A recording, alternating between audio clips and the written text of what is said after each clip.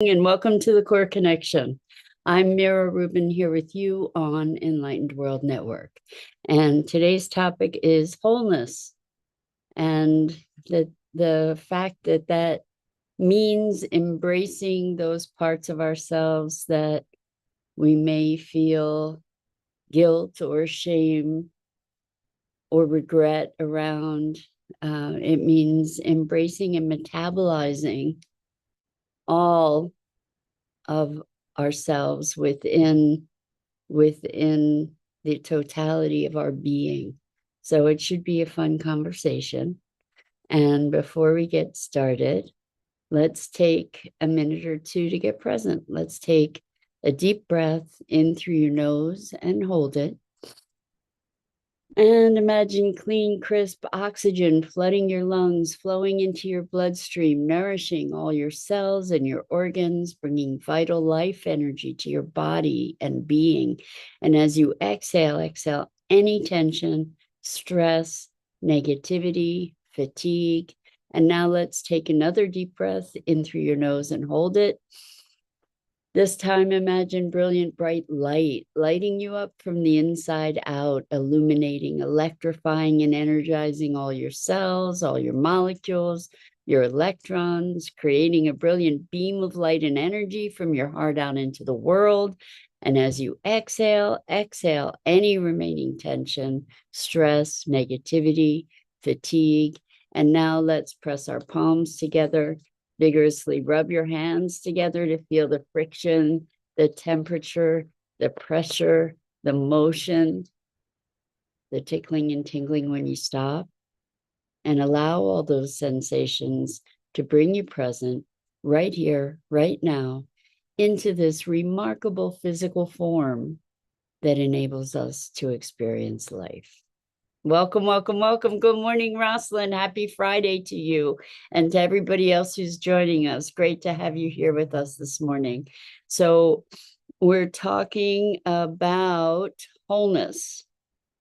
And when we talk about self-realization or transformation or even awakening, what is a part of the conversation that's often not explicitly spoken is this path of wholeness, embracing the shadow, embracing and metabolizing those parts of ourselves that we have exiled, those times or instances when we have felt shame or guilt. And we carry the burden of these things through our lives if we don't metabolize them, if we don't. When I say metabolize, what I'm meaning is integrate. When we exile parts of ourselves, those parts become operative. They don't become non-existent, they become operative because we're either working to not be those parts or we're working to suppress those parts. And it takes a tremendous amount of energy away from our ability to just be as we try to keep these portions of ourselves in abeyance. And one of the ways that we can shift ourselves, that we can begin to integrate these instances, these parts, is to be looking with compassion and curiosity rather than judgment. And we've said over and over, curiosity is the antidote to judgment. Through our curiosity, we are able to approach something that might otherwise be crippling, because guilt and shame certainly can be crippling in the experience of them. And I'm not saying that we oughtn't feel guilt or shame ever at any time. The thing is that we don't want to live there. It's a guilt and shame, grief, all these really deep, very intense emotions, even joy, love, all of these really intense emotions can be powerful catalysts for our growth. And certainly when we feel guilt or shame about something, the intensity of that emotion can spur us into being motivated toward transformation. And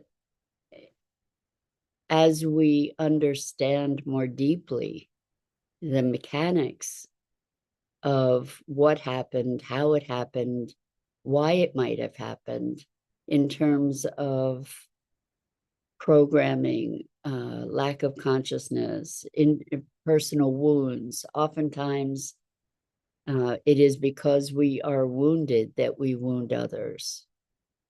Probably most, maybe all of the time, that because we are wounded, we wound others, even unknowingly, maybe without realizing, because we're not tuned in and we're not connected.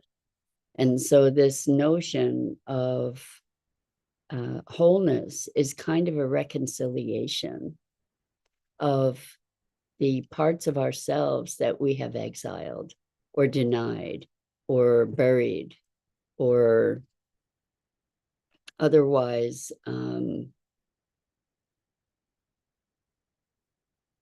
excommunicated. And the thing is, if we're on a path of growth and awakening, spiritual awareness, consciousness expansion, we cannot do that with just part of ourselves. We need to be in our wholeness.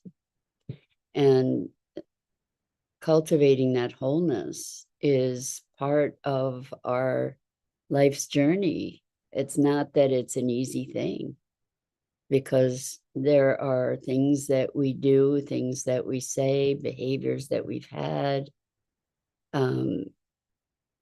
experiences in the world that are not necessarily so easy to metabolize and accept.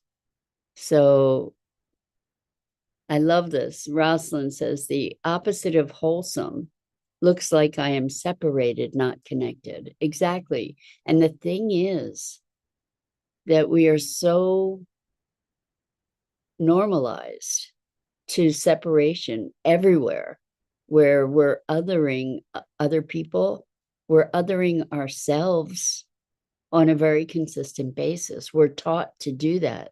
We're taught to overlook, deny, override our feelings, our gut reaction. We're taught to just tough it out and work through it, just push past it. And while in certain contexts, for instance, perhaps if we're in athletic training, to push our boundaries bit by bit, is perhaps a really positive thing. It allows us to expand and grow. The general consensus of powering through something and ignoring what else is operative. It's kind of like when you feel a muscle pulling and you ignore it and then you tear something, right? That we're talking about degrees here, and paying attention, being present. And until we own not with guilt and shame, until we metabolize. So guilt, shame, and blame are the triumvirate of denial when it comes to emotions. So we avoid feeling guilt, shame, or blame at all costs. And then we use them against ourselves and others to dominate and control. And as a result, those feelings of guilt, shame, and blame end up running us. And we're either trying to atone for the guilt, shame, and blame, or we're trying to avoid them or deny them or suppress them. And the idea is that when we are able to complete them, to metabolize them, then they are no longer operative. We haven't denied them, we haven't suppressed them, we've addressed them, and we've dissolved them. And that is a path to wholeness. We cannot be whole until we allow ourselves to heal our shadow selves. We cannot be whole until we can embrace the totality of ourselves and our expression. And the truth is, we're all things. So Rosalind says the knife cannot itself. I'm thinking you're meaning the knife cannot cut itself. The song cannot be separated from the music. It's two sides of the same coin. Exactly. And we can't be whole if we're only looking at one side of the coin. And got it. Thanks, Rosalind. The knife cannot cut itself. I don't know where you come up with these things. You're very good, very poetic, as I keep saying. Anyway,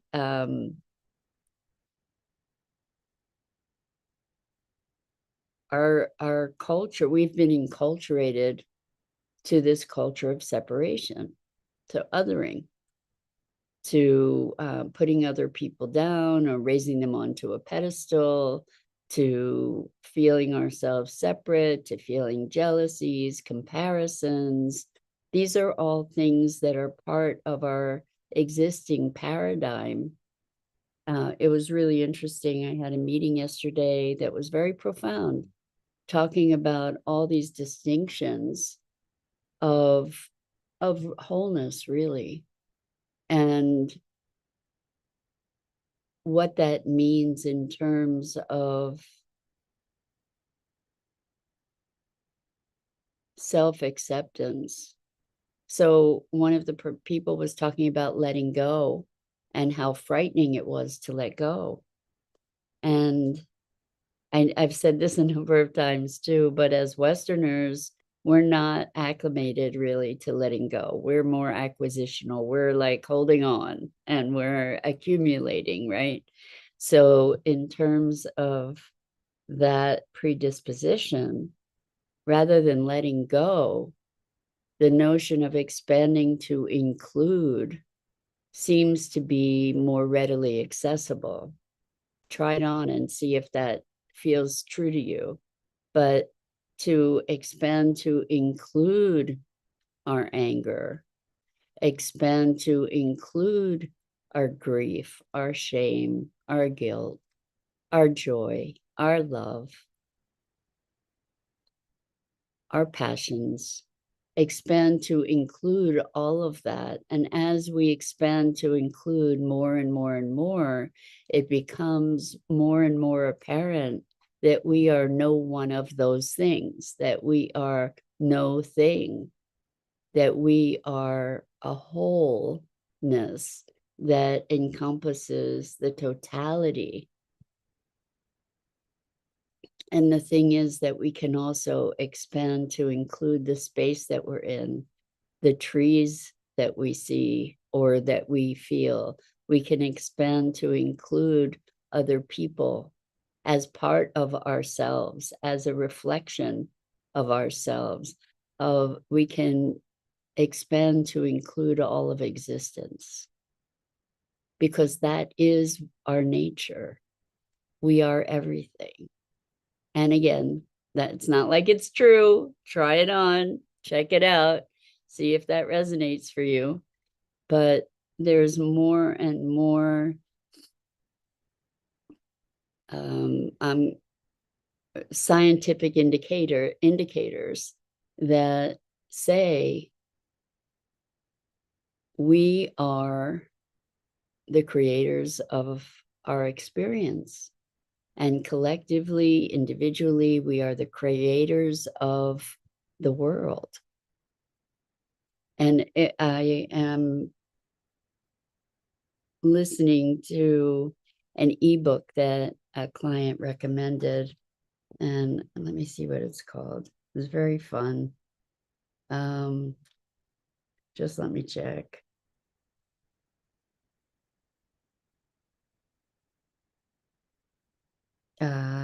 Here we go. So it's called Observer. And apparently it was written by somebody who was a big deal in the stem cell research arena. And one of the concepts that is posited is that consciousness created the universe, not that there was a world existing external to us that then generated consciousness, but that consciousness created the universe, which makes so much more sense as we dive into this notion of Gaia and the living intelligence of creation and our wholeness with it. So as we expand to include, we're more present to the interconnection of everything, the inseparability of everything. And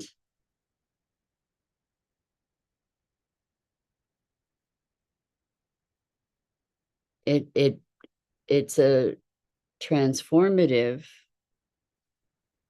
way of being that takes us beyond the limitations of our individuality. So we talk about expanding into our fullest expression. And each of us has, I operate under the hypothesis anyway, that each of us has a purpose here, that each of us is here with a particular, I don't know if mission is the right word, it might be, but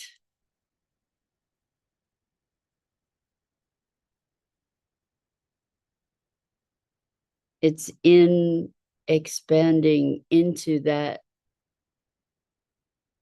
vast nothing, vast no one thing, that we get to best express the essence that we came here to express. So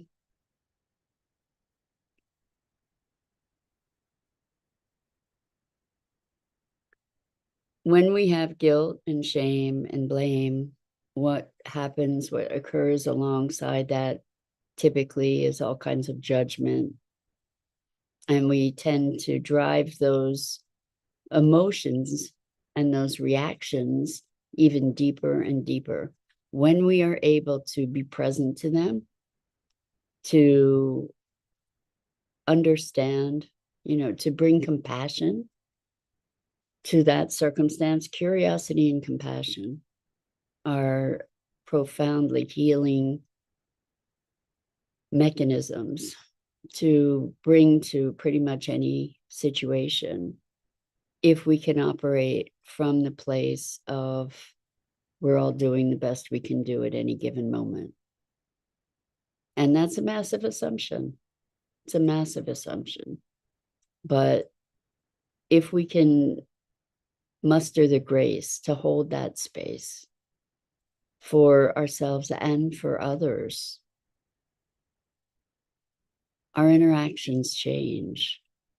So as we find greater wholeness and greater, I'm going to say satisfaction, because I believe that, and this is again a hypothesis, but I believe that toward our wholeness, as we move toward wholeness, we experience a greater ability to be compassionate and accepting, not only of ourselves but of others. So as a result of that, we have a greater ability to be present, to actually be in this moment, to actually be clear of carrying all the burdens of our past that are um, obscuring the clarity of our vision. As we metabolize these things, we have a greater and greater ability to be present, to be responsive and response able rather than reactive.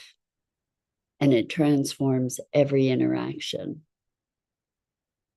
It transforms the frequency that we vibrate from.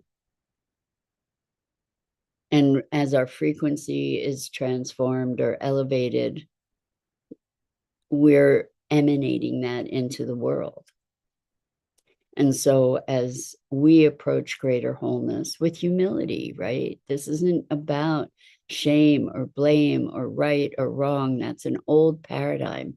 This is about discovery and curiosity and growth and movement toward awakening and awareness and wholeness. And as we progress along that journey,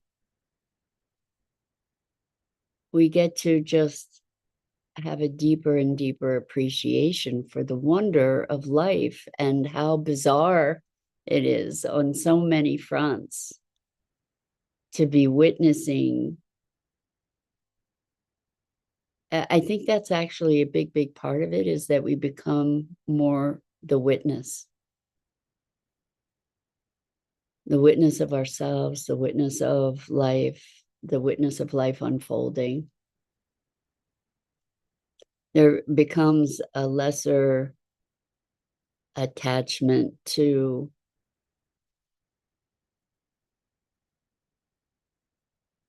the machinations, the day-to-day machinations of life, and a greater connection to this underlying thrum of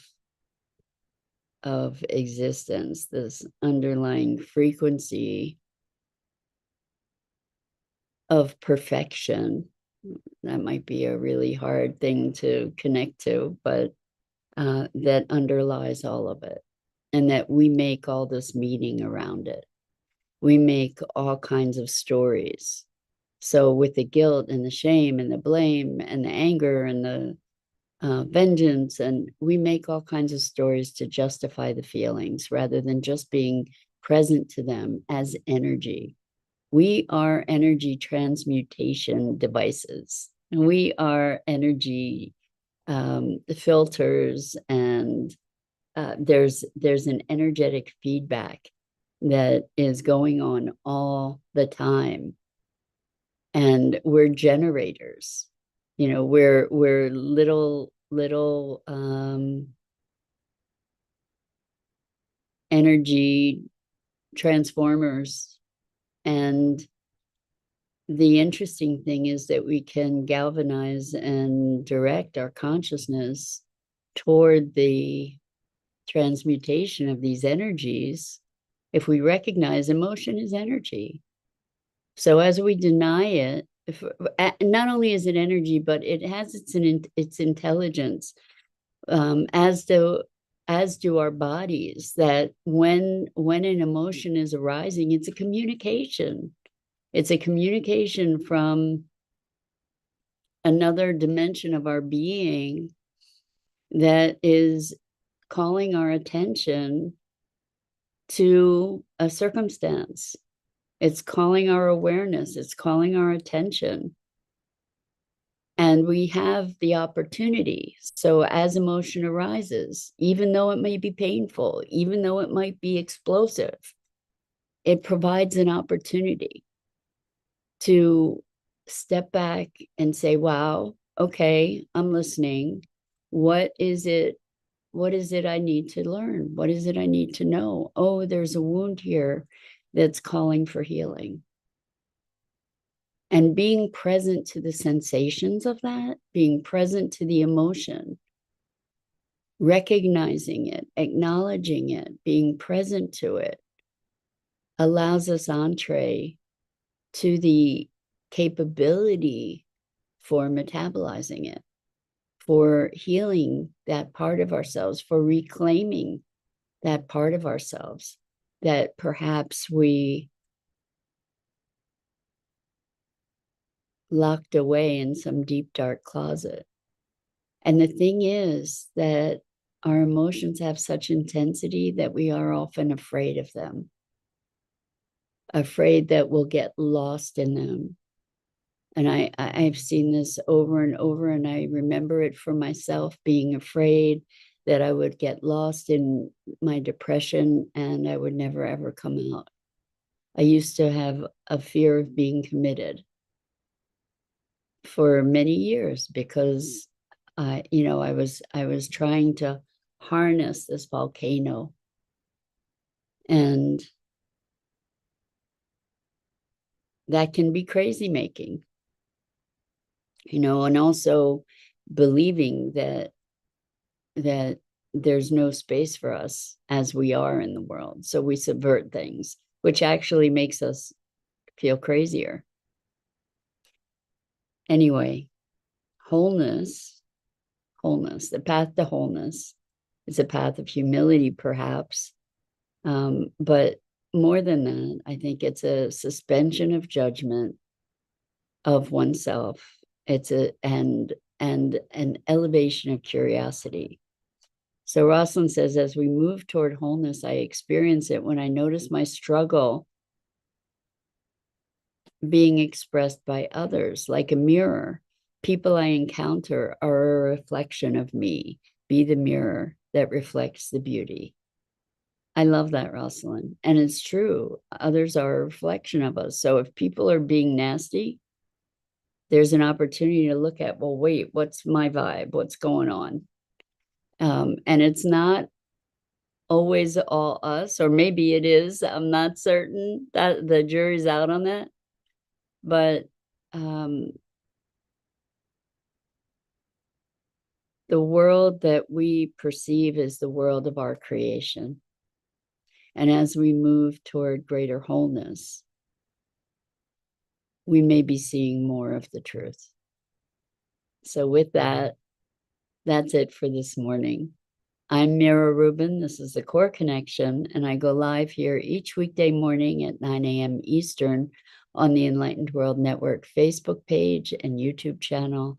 And as always, I invite you to check out the other awesome programming on Enlightened World Network and Enlightened World Living.